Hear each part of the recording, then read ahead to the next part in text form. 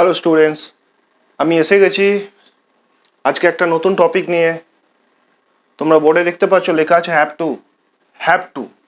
এই হ্যাভ টুকে ইউজ করে আমরা ইংলিশে থাউজেন্ড সেন্টেন্স আমরা বলতে পারি এবং লিখতে পারি। এর প্রিভিয়াস ক্লাসে আমরা যেমন শিখেছিলাম want to, try to and know, use of, এই ধরনের ওয়ার্ডকে ইউজ করে আমরা যেমন হাজার সেন্টেন্স বানাতে পারি, বলতে পারি, লিখতে পারি। So similarly have to use করে we can speak and we can write thousand sentences in English. Okay, এবার আমরা দেখে নেব এই হ্যাভ টু কে আমরা কিভাবে কি ক্ষেত্রে ইউজ করি। দেখো তোমরা বোর্ডে দেখতে পাচ্ছ লেখা আছে করতে হয়, করতে হচ্ছে অথবা করতে হবে। এরকম ধরনের বাক্য আমরা বাংলার ক্ষেত্রে বলি, দেখবে যে আমাকে এটা করতে হচ্ছে, আমাকে এটা করতে হয়, আমাকে এটা করতে হবে, তোমাদের এটা করতে হবে, হ্যাঁ, তাকে এটা করতে হবে, আমার মাকে এটা করতে হয়, আমার বাবাকে এটা করতে হয়। এই জিনিস এই হয় বা হচ্ছে অথবা করতে হবে, আমাকে স্কুলে যেতে হবে, তাদের এখানে আসতে হবে, এই হবে, এই ধরনের বাক্য আমরা বাংলায় বলি।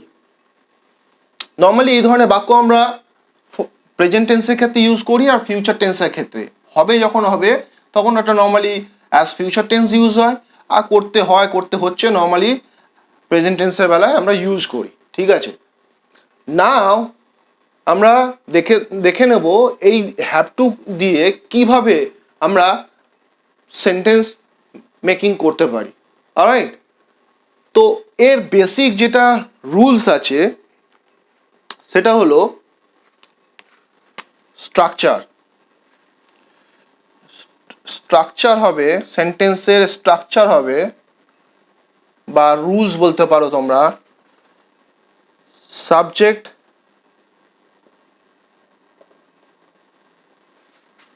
তারপরে হ্যাভ টু ইউজ হবে,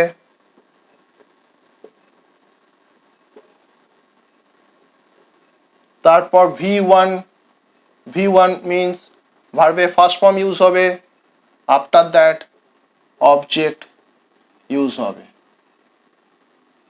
okay, subject have to, V1 ভার্বে first form go, when, gone, do, did, done, first ফর্মটা ইউজ হবে, অ্যান্ড আফটার দ্যাট অবজেক্ট। এবার দেখো তোমরা স্টুডেন্টস, ডিয়ার স্টুডেন্টস, তোমরা দেখো এই স্ট্রাকচারটাকে, এই রুলটাকে ফলো করে আমরা কিভাবে অসংখ্য সেন্টেন্স ক্রিয়েট করতে পারি। অলরাইট ডিয়ার স্টুডেন্টস, তোমরা দেখো এবার এখানে আমি হ্যাভ টুটা আগেই যেমন বুঝিয়েছি তেমন লেখা আছে করতে হয়, করতে হচ্ছে অথবা করতে হবে। আর হ্যাভ টুর আগে তোমাদের দেখো বোঝানোর সুবিধার্থে আমি লিখেছি I, we, they, you and plural noun. মানে হ্যাভ টুর সাথে, হ্যাভ টুর আগে অ্যাজ এ সাবজেক্ট, আমরা যে সাবজেক্ট প্লাস হ্যাভ টু বলেছি, হ্যাভ টুর আগে সাবজেক্ট কোন সাবজেক্টগুলো ইউজ হয় normally? I, we, they, you and the plural noun. যেই নাউন প্লুরাল থাকবে, ঠিক আছে, একের বেশি থাকবে, তখন হ্যাভ টু বসবে, হ্যাভ টুর আগে এরা বসবে। অলরাইট, এবার দেখো এটা তো স্ট্রাকচার, রুলস আছে কিভাবে বানাতে হবে সেন্টেন্স। দেখো এবার আমি নিচে তিনটে বাংলা সেন্টেন্স লিখেছি, এই সেন্টেন্সটাকে আমি এই ফরম্যাটে ফেলে কিভাবে বাক্যগুলো লিখছি।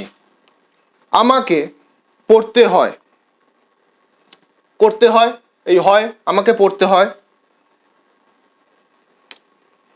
তাহলে হবে আমাকে, ইংলিশ হলো আই, পড়া ইংলিশ হলো আই, সাবজেক্ট দিলাম, তারপর প্লাস হ্যাভ টু দিতে হবে, আই হ্যাভ টু ভার্বে ফার্স্ট ফর্ম, ভার্ব মানে কাজ কোচ ক্রিয়া, কে আছে? পড়া, পড়া ইংলিশ কি? Study, I have to study.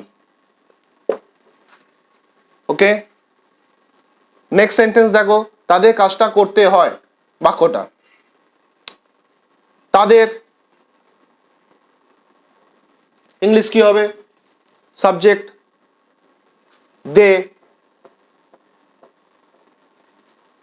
তারপরে হ্যাভ টু আসবে,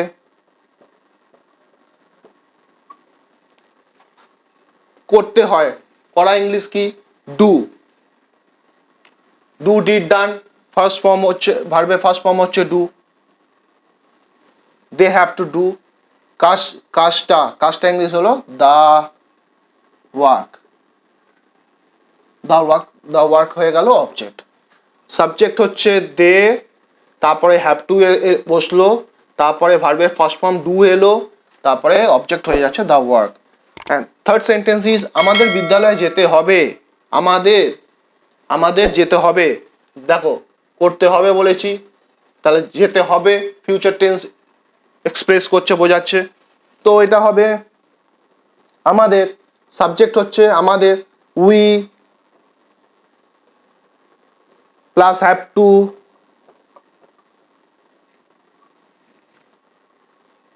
ভার্বের ফার্স্ট ফর্ম বিদ্যালয় যেতে হবে, যাওয়া এখানে ভার্ব, যাওয়া ইংলিশ হলো গো।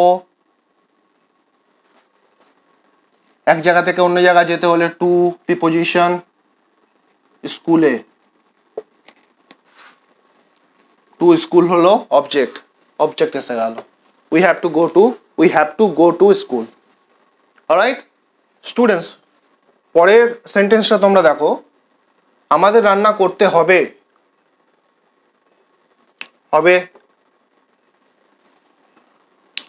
আমাদের,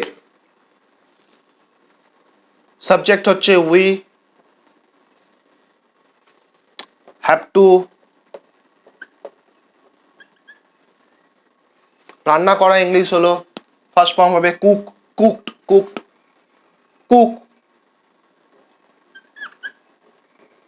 we have to cook. Alright next, আমাদের এখন ঘুমোতে হবে। আমাদের, উই, এখানে লিখে দিয়েছি হ্যাভ টুর আগে I, we, they, you, plural noun only use হয়। তো we, after that have to, ঘুমানো ইংলিশ স্লিপ, স্লেপ্ট। তো স্লিপ ফার্স্ট ফর্ম হবে, নিয়মে আছে ভার্বের first form. We have to sleep, আমাদের এখন ঘুমোতে হবে। স্লিপ এখন ইংলিশ হলো now, we have to sleep now. আমাকে ভিডিওটা আপলোড করতে হয়। আমি, এখানে সাবজেক্ট আই, আপলোড করা, না সরি, আয়ের পরে আসবে have to, subject plus have to, I have to. Upload করা ইংলিশ আপলোড, এটা একটা English word.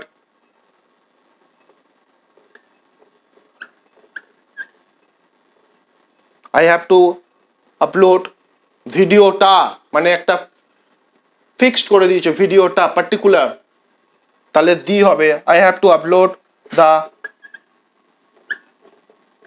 Video.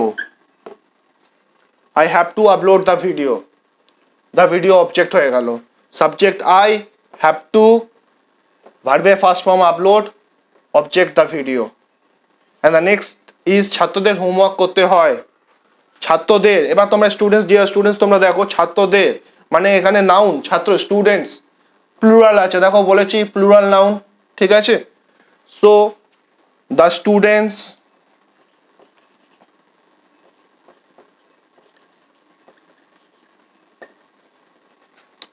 Have to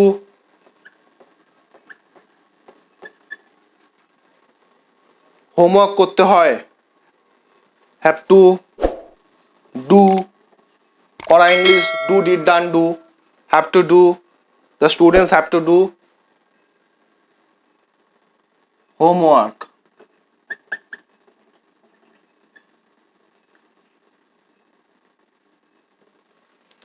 alright now students দেখো, তোমরা লেখা আছে আমাকে ঔষধ খেতে হয় বা হবে, হয়ও দিয়েছি হবেও দিয়েছি, দুটো একসাথে বোঝানোর জন্য তোমাদেরকে। তো আমাকে আই,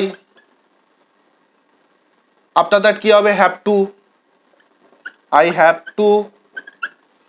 ঔষধ খাওয়াকে ইট বলে না, ঔষধ খাওয়াকে ইংলিশে টেক বলা হয়। যখন আমরা মেডিসিন আমরা খাই, আমরা বাংলা ক্ষেত্রে খাই শব্দটা ইউজ করি, but in English it would be take, eat হবে না। Okay, so I have to take, took taken, take হবে first form take, I have to take, আমাকে ঔষধ, I have to take medicine, এমইড, I have to take medicine. তাদেরকে হাসপাতালে যেতে হয় অথবা অবলিক দিয়ে দিয়েছে হবে, তাদেরকে দে হ্যাভ টু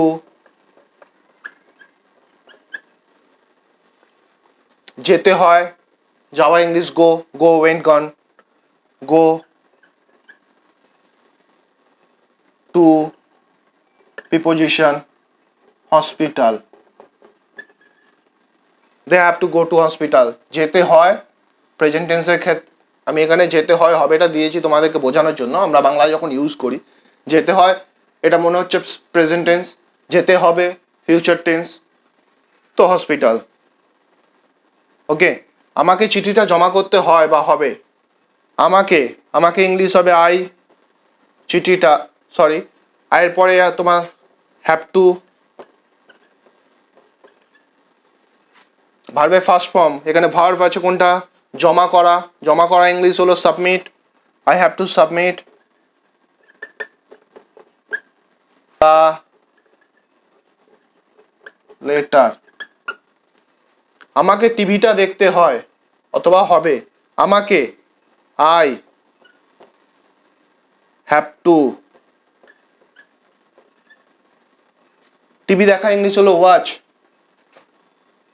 ফার্স্ট ফর্ম হবে ওয়াচ, ওয়াচড, ওয়াচড, তাহলে ওয়াচ হবে first form, I have to watch the, টিভিটা দেওয়া আছে তাহলে দি টিভি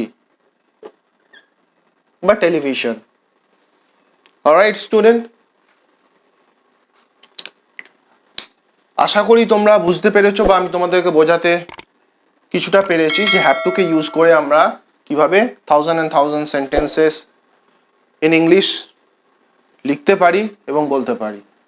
বাট এর জন্য লাগবে too much practice, you have to practice a lot, you have to practice a lot. If you practice, then you will see all these things becoming very easy.